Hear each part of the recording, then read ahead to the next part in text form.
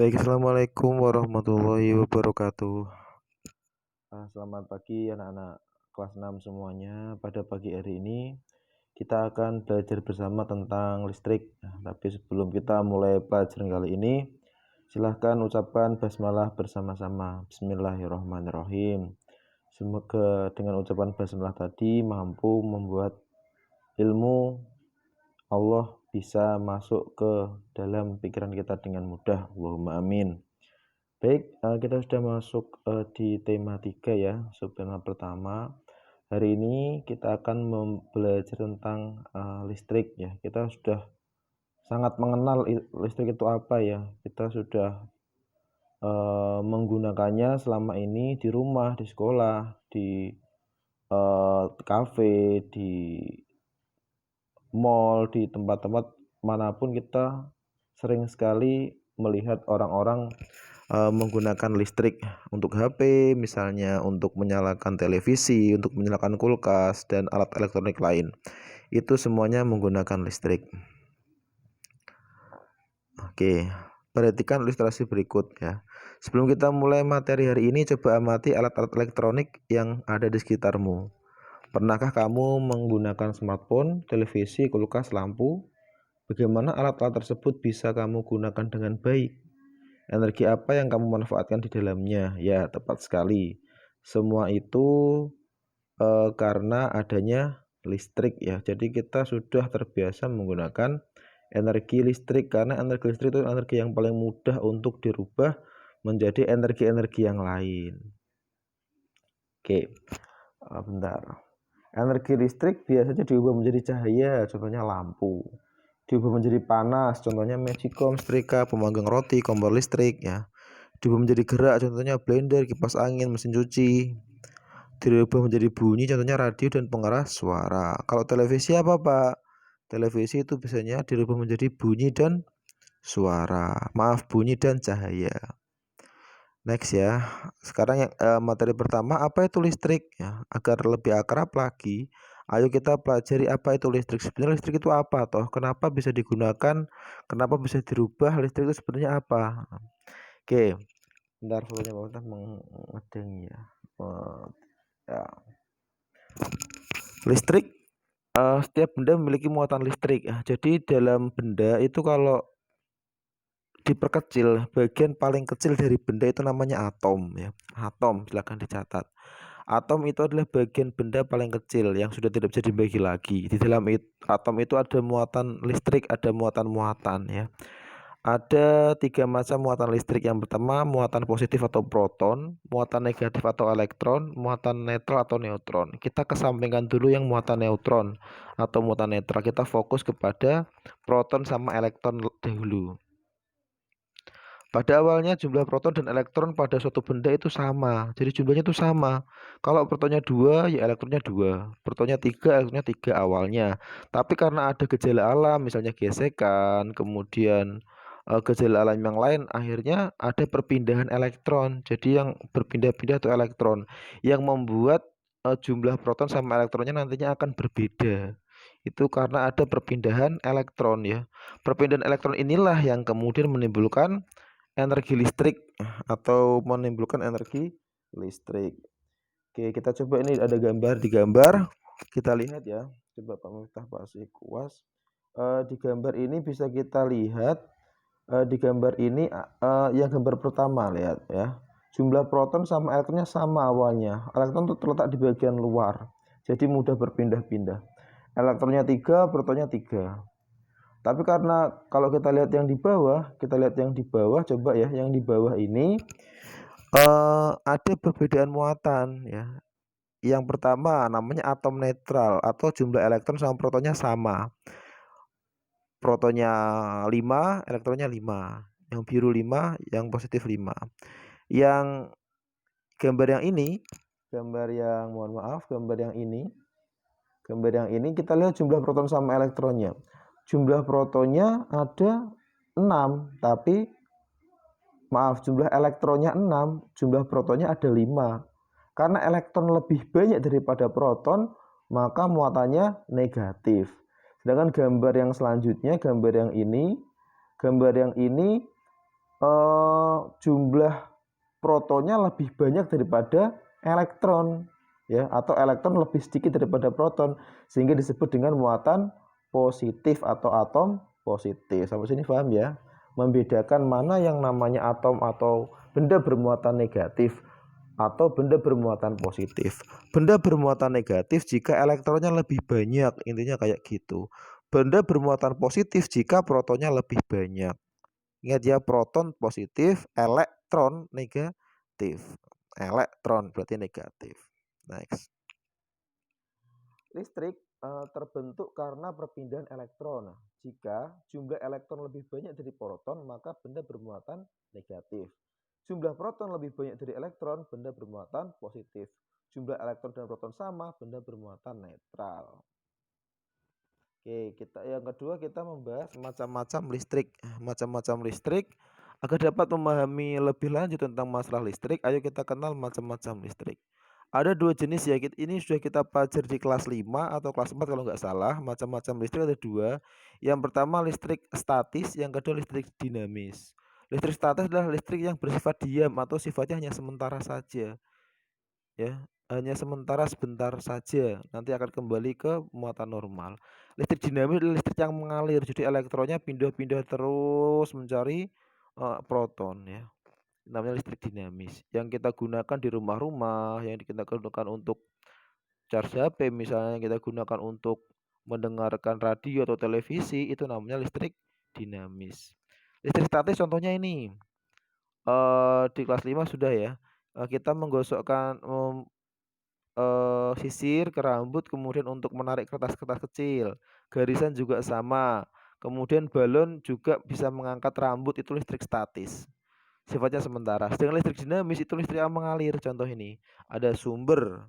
Di sini kita lihat ada sumber listrik. Ini menggunakan baterai. Kemudian ini ada saklar untuk membuka menutup arus listrik. Ini listriknya mengalir terus. Ya, listriknya mengalir sehingga yang dialiri listrik nanti kok ada lampunya ikut menyala. Seperti itu ya. Namanya listrik dinamis. Komponen listrik ya. Agar listrik bisa digunakan perlu diadakannya komponen listrik ya. Harus ada komponen listrik. Untuk dapat digunakan perlu ada komponen listrik. Komponen listrik adalah unsur-unsur listrik. Yang pertama sumber listrik. Contohnya apa? Ada baterai, generator, aki, dinamo. Ini adalah alat-alat yang mengubah sumber listrik menjadi energi listrik. Kemudian ada juga penghantar listrik.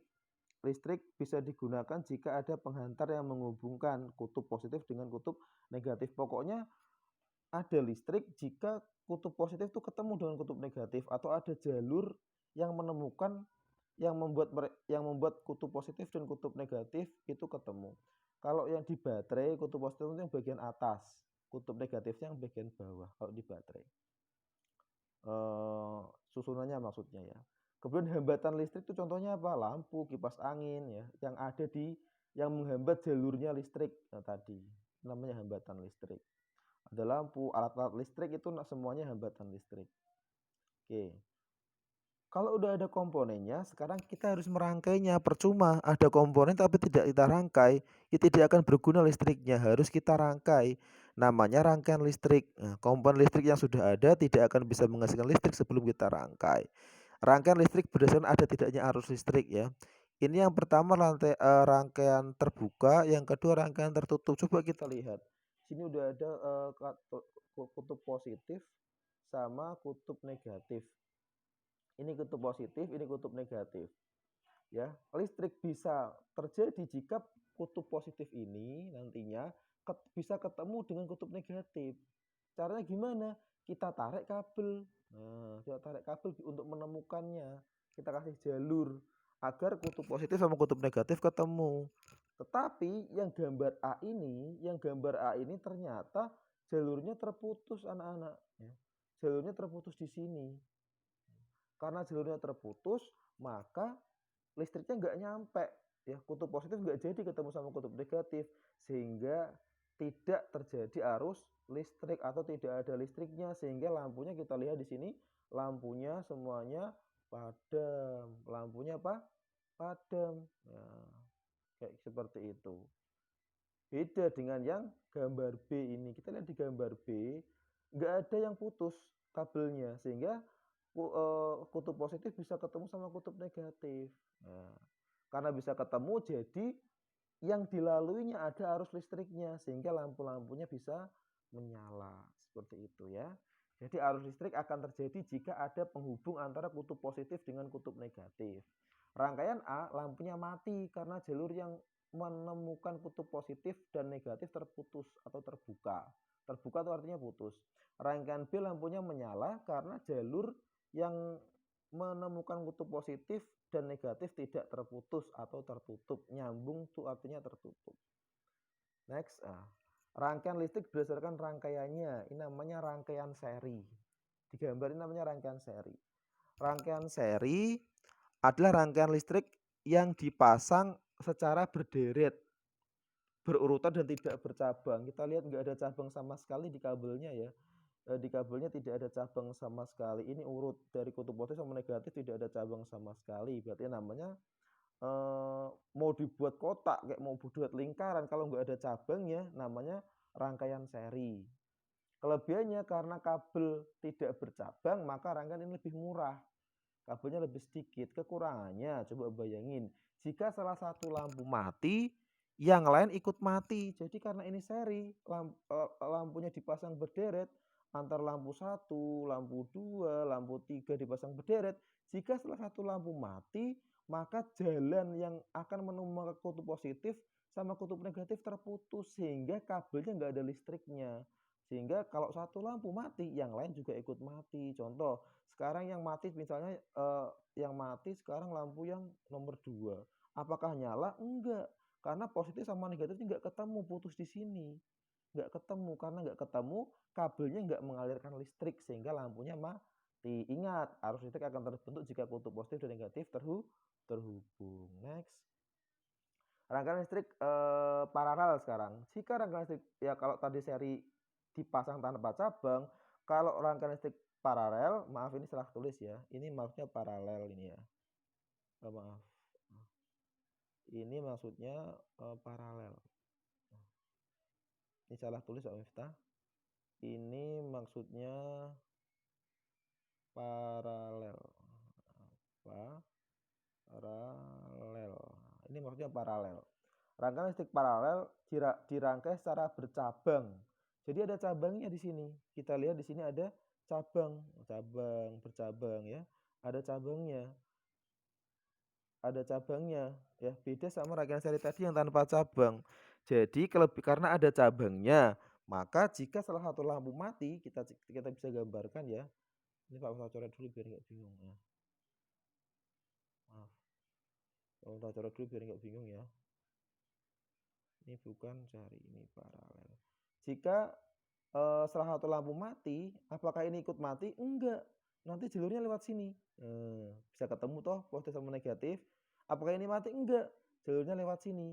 Masih bisa ketemu antara kutub positif sama negatif. Maka lampunya tetap menyala seperti itu. Paham ya? Ini paralel ya, jangan lupa ya. Kalau nggak salah tulis. Paralel.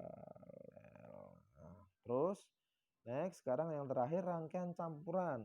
Rangkaian campuran itu jika menggabungkan antara rangkaian seri sama rangkaian paralel. Contoh L3 sama L4 seri. Kenapa Pak? Kalau kita coba kita bareng-bareng. Kalau L3 mati, apakah L4 mati? Mati. Kenapa?